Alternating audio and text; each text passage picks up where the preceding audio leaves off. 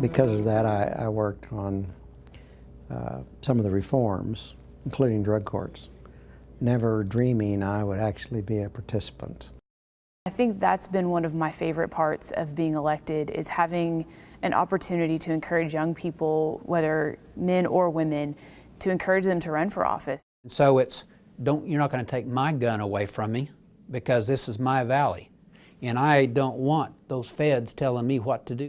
I know what a miserable existence a lot of disabled people must have, you know.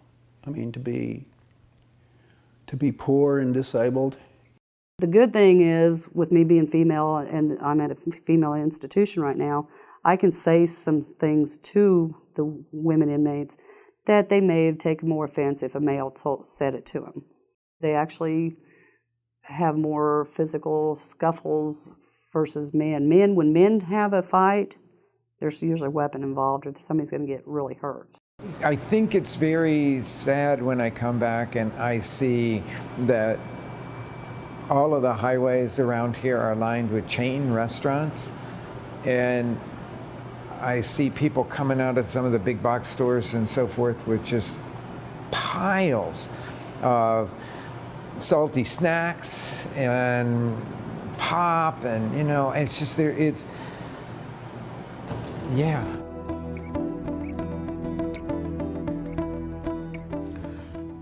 I grew up on Christian welfare. So I'm a kid who grew up in hanging around nuns. The only Christian I know, or the only theology I was taught from the nuns, is the unspoken theology of love. So it's generalizing to say that everybody in New York is liberal, and that's generalizing, because that's just not the way it is, just like Oklahoma. And yet when you go into the arts, they think, oh gosh, from Oklahoma. First of all, they say, wow, Oklahoma.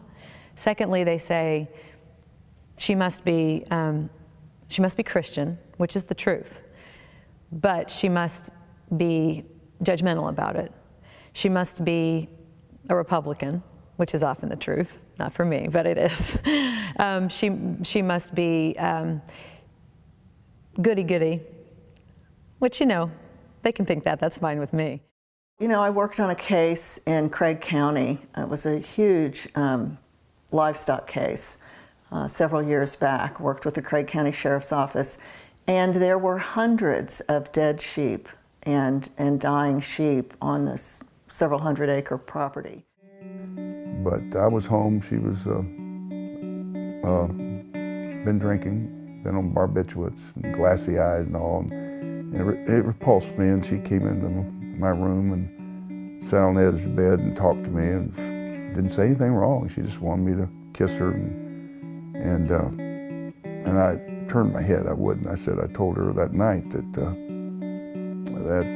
I wished that she would be safe and could be taken care of, and I'd rather never see her again and know she was not ever in this condition ever again, and to see this. And she got up and walked outside, and 30 seconds later I heard a shot, and she took her life. So for about 30 years I always thought that I was the reason